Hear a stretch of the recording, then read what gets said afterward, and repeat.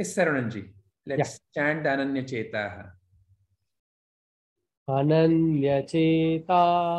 Ananyachetaha satatam yo mam smarati nityashaha tasyaham sulabha partha nityayuktasya yoginaha. Excellent. Once again, please. Ananyachetaha satatam yo mam smarati nityashaha tasyaham sulabha partha nityayuktasya yoginaha. Very nice. Ananyachetaha, mind without deviation. Satatam, constantly.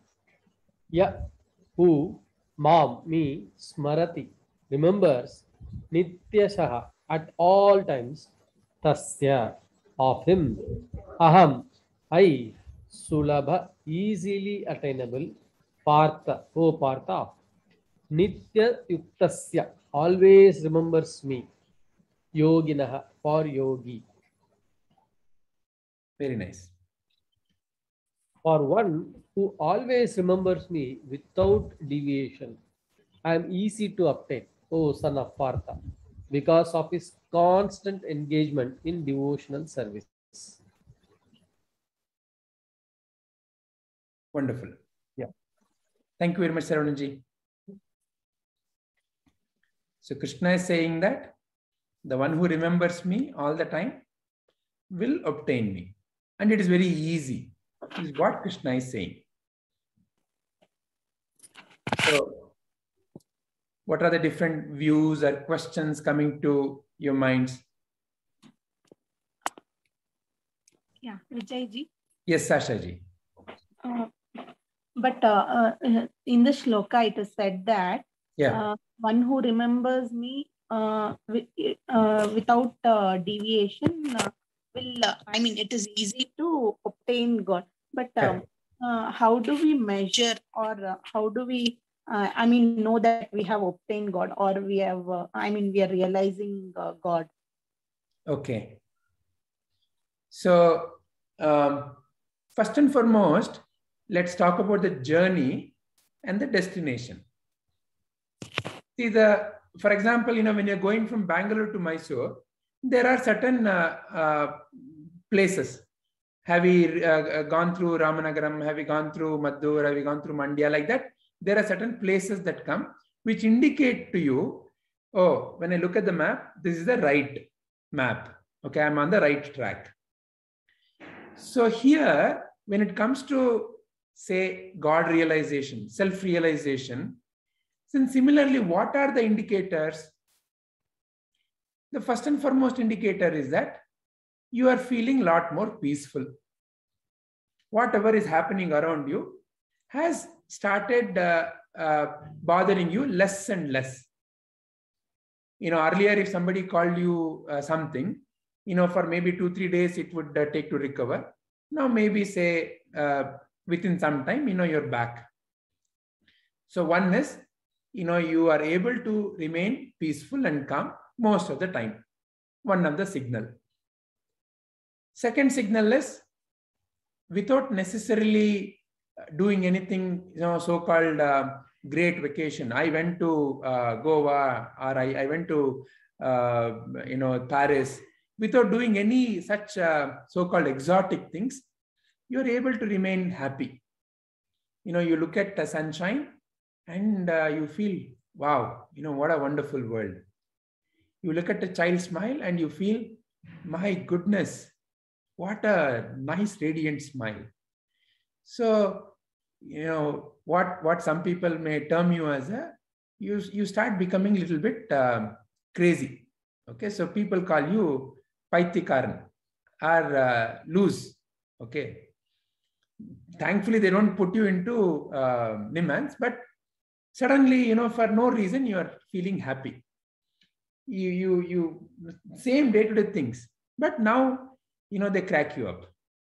So another signal. Like that, on the journey, These are the external indicators. That is why Krishna, right ahead in the second chapter itself, explains the qualities of a Sthita Prajna. Who is a Sthita Prajna? Who is a steady-minded, realized being? So he says Sthita Prajna is one who is unperturbed, undisturbed by whatever is happening externally. So now comes the next important question. Okay, so these are all, okay, somebody is able to remain calm and happy, but have they realized God? Has that complete merger happened? What is the signal? What is the sign of that? Is there any external sign? Will they get a halo like how they show in the photo? Or will they be able to pull vibhuti from thin air? What is the signal for the final realization? So that one, all the gurus say, there is really no external visible sign that one can give. Externally, one can be seen in just the same day-to-day way.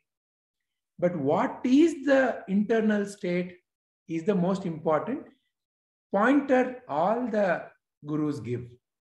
What is that? That you are, without any effort, without any wanting to do, you are deeply peaceful. Deeply, you feel one with everything. Because no more the questions are there. So therefore, that is once again not to be imagined.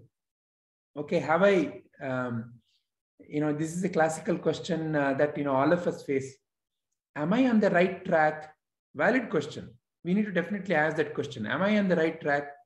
Is whatever I am doing making me feel more peaceful, making me feel more energetic, healthy? And am I able to establish good relationship among the people surrounding me? Very nice, very important question. So therefore, it's important to know that. But the final realization, what some masters say is, imagine, you are in front of a big light, okay? Let's say like sun. When you open your eyes, is there any way you can miss it? No, you'll never miss it. You will know it. So that is one way great masters indicate. Another way they indicate is the deep sense of peace, which doesn't leave you, which doesn't, you don't have to do anything. It's like when, let's say in the night, 10 o'clock, it's raining, you are somewhere in the road and it's dark. You are feeling a little upset. I want to reach home, I want to go home, I want to first go to a safe place. And at around, 10:30, 11 o'clock, you come back home and you turn on the light. As you step into the home, there's a deep sense of, now I'm in a safe place. Now I'm really safe and secure. So that feeling of having reached the home, nobody has to explain that to you. You will know it. I am home. Kingdom of heaven is within you. And how do you know? You will know. Does that clarify? Yeah.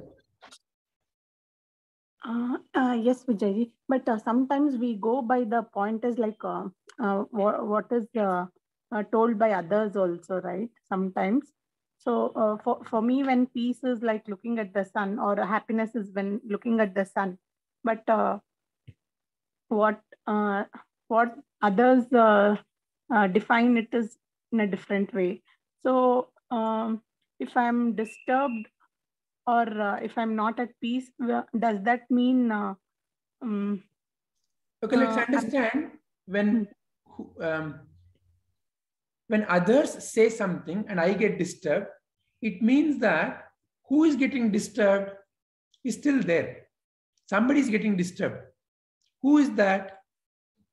So for example, if let's say somebody comes and tells me, you are a worst mother, I may not get affected with that statement, because I have a feeling that I am not a mother, I'm a father.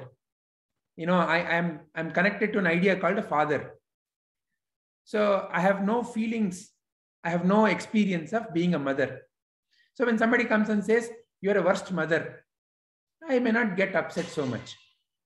But let's say somebody comes and says, you are so poor in mathematics. Let's say I feel that, you know, I'm very good in mathematics. Okay. Let's say I feel that all along in my school and college, I've always stood top in mathematics, and I am connected to the idea that I'm excellent in mathematics. I'm very strong in school. The moment the teacher used to write, I would answer. Let's say that is my way in mathematics. And somebody comes and says, you're so stupid in mathematics. Then I would suddenly feel insulted. So when you look at what really insult is nothing but something that I think I am got punctured. What? I am a great mathematician. I am a very good mother. I am a very good father. I am an excellent husband. I am a beautiful person, meaning physically. So like that, you know, we have several adjectives to explain us. So when that adjective is punctured by somebody's statement or behavior, for example, you know, sometimes it happens, no? Our dear friend is having let's say some party. And for whatever reason, they forget or somehow, you know, they don't call you. Ayo, my dear friend did not call me. They've forgotten me. I have no more anything to them. So what got punctured there? The feeling, the thought that, you know, I'm so important in their life. That got punctured.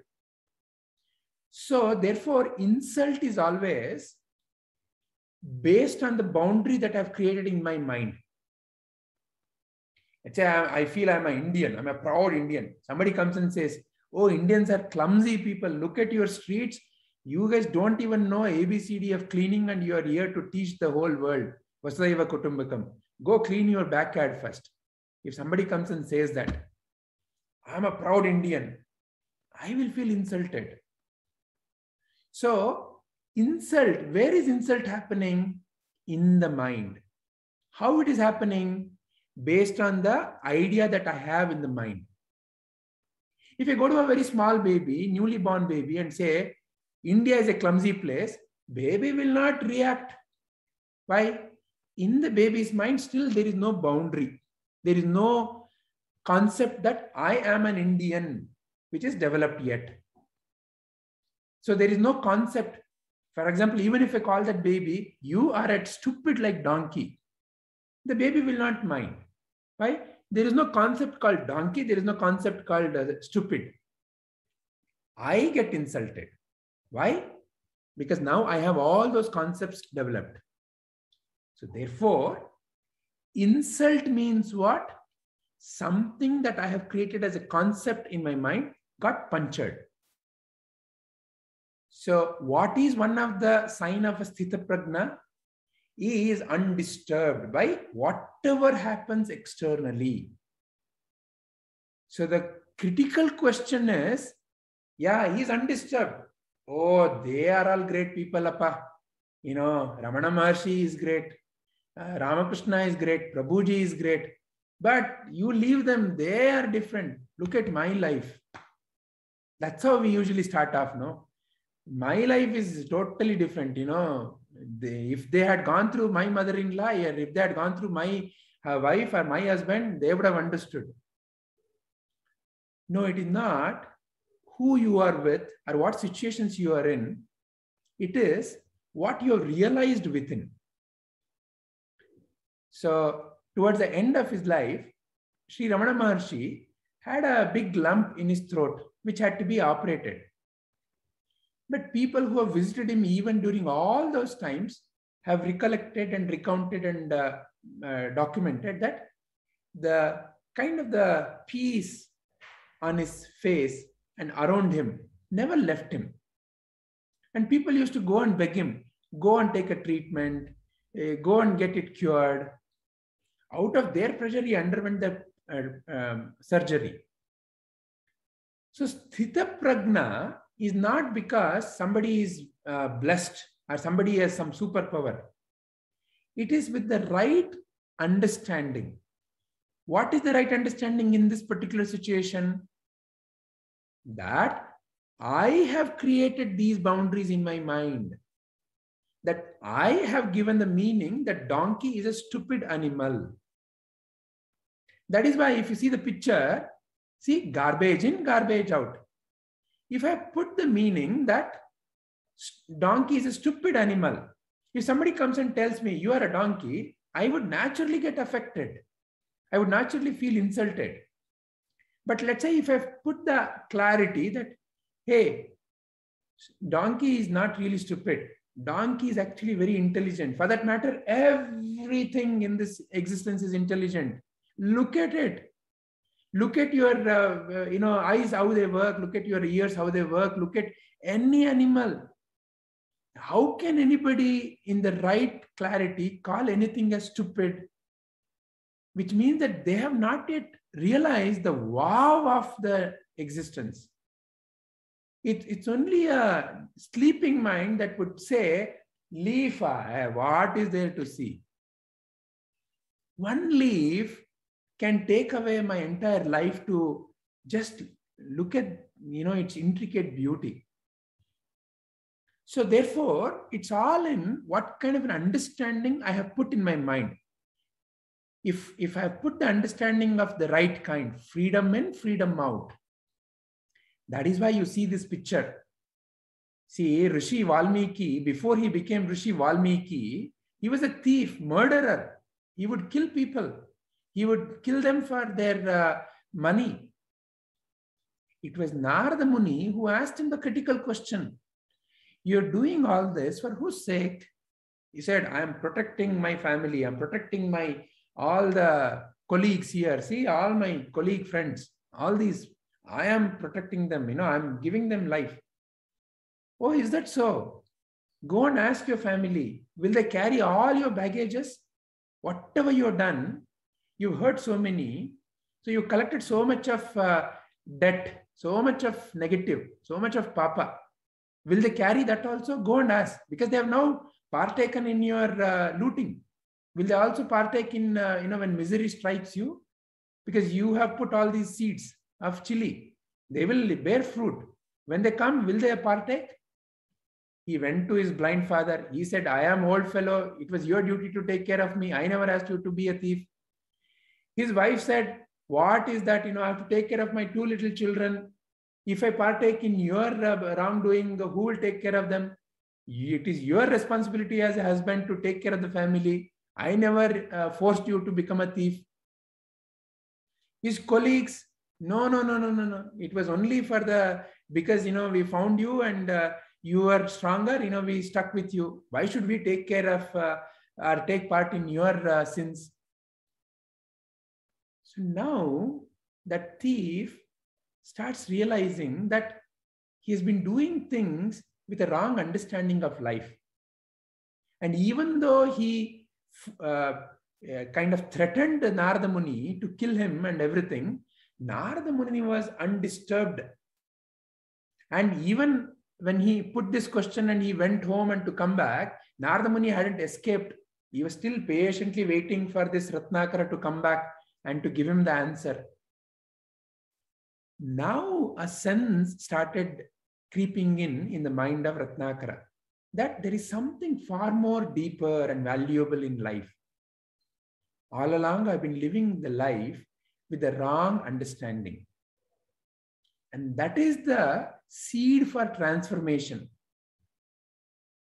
So the seed for transformation, when it got into Ratnakara, look what he became. The greatest Rishi that we all bow down to, the author of Ramayana, Maharshi Valmiki. So it is not what you have put already. What you put already has come into you somehow. Life has given you various meanings. Donkey is a stupid animal. People who wear black hat are bad. People who wear white hat are good. Like that, so many definitions of life have come to you. So many conditioning has come to the mind. And that is why we go into examination of these conditionings. Is this truth? So the moment we come in contact with the Guru's teachings, we are already putting the freedom into our mind. So because the mind has already collected so much of water, this has to be constantly cleaned up. And one day will come when this mind, all the dirty water in the mind is kind of swept away. And then it is fully a reflection of the divine only.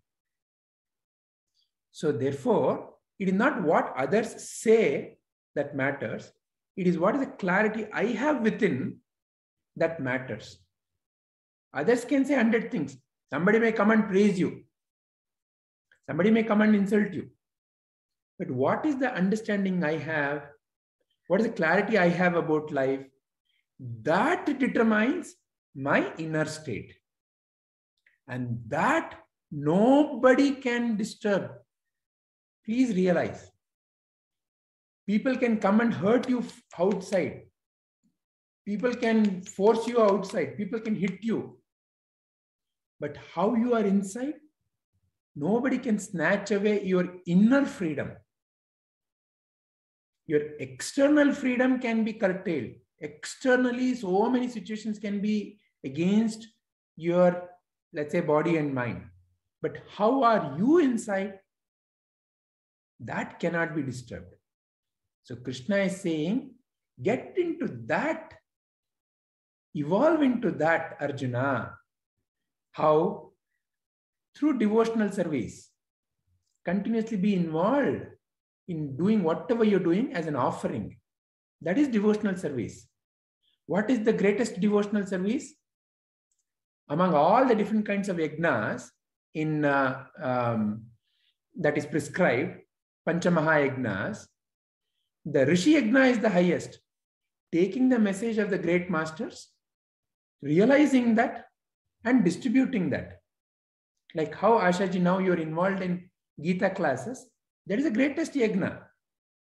So when you start now teaching to all these children, that naturally starts helping us.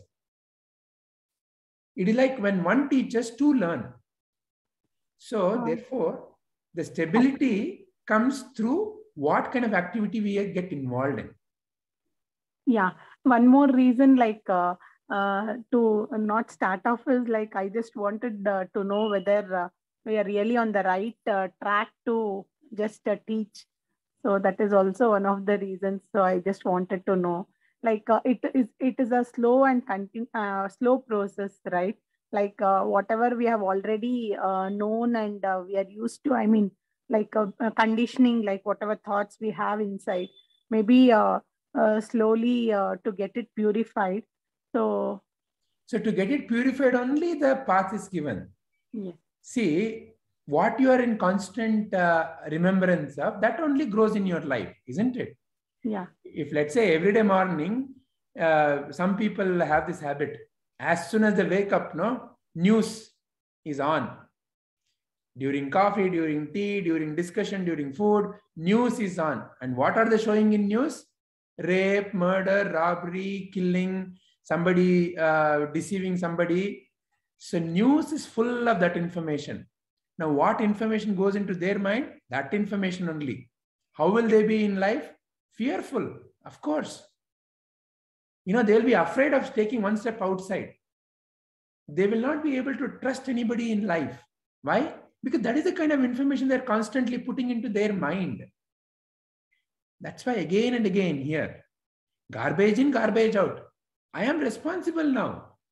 I am the one who is taking part in watching the television all the time. So I have to realize, garbage in, what I put only, that only comes out. mind is very simple. Where is the fear? Where is anxiety? Where is this stress? Where is this worry? Where is this jealousy? All of that, how is it coming? Because those kind of impressions have gone in. That kind of conditioning has happened to the mind. And that, how do you modify? By bringing the message of the great masters. Why? Because they have found a path of freedom. And when you look into their message, when you see, for example, even for some time, when you chanted Narayana Sukta, doesn't it make you feel very refreshed, energized? Doesn't it make you feel enliving? Yes, Vijayji, for that time being. But later, some point of the day, I tend to forget. That is why the practice. See, now you have not forgotten your name. Now, but to remember your name, remember, back when you were a little child, you had to probably remember it at least for quite a number of months. People had to keep on force you. You are Asha, you are Asha, I am this, you are that, I am this, you are that. That had to be repeatedly reinforced to the mind of the child. Then only the child became connected to the idea that, oh, I am Asha. Observe little children. They refer to themselves in third person. I have a little nephew. He keeps saying, his name is Atharva. He keeps saying, Atharva gasvakta hai. Atharva is hungry. Very nice. That child is divine. Why? Because the child is speaking truth. The child doesn't say, I am hungry. The child says, Atharva is hungry. Who is Atharva? That body, we have given a name called Atharva. That body is hungry. So that inner being is very clear that I am operating through this body. But that gets mushed up after a while. Then I become Atharva. I become Asha. I become whatever. So now I have become the name and forms that have collected in my mind.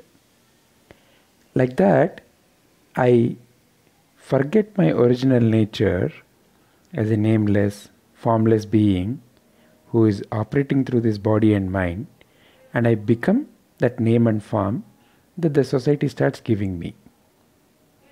This is how the mind now has been conditioned to think about the world. Right, wrong, good, bad, my name, my job, my property, yours.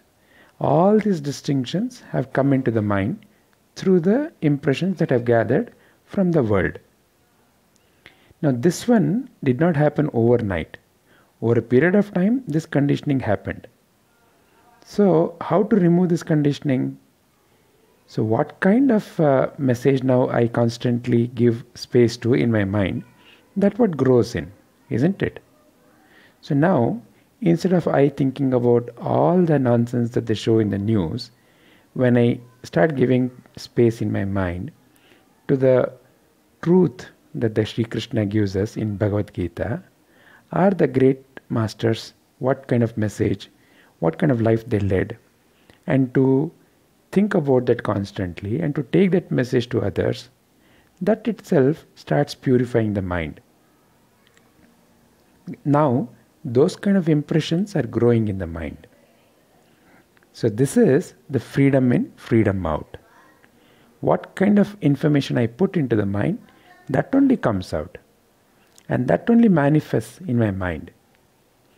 So as I keep cleaning like that, slowly and gradually the mind stabilizes. And in the stabilized mind, then that inner light starts shining. And one day comes when that effort is not needed. It becomes quite natural.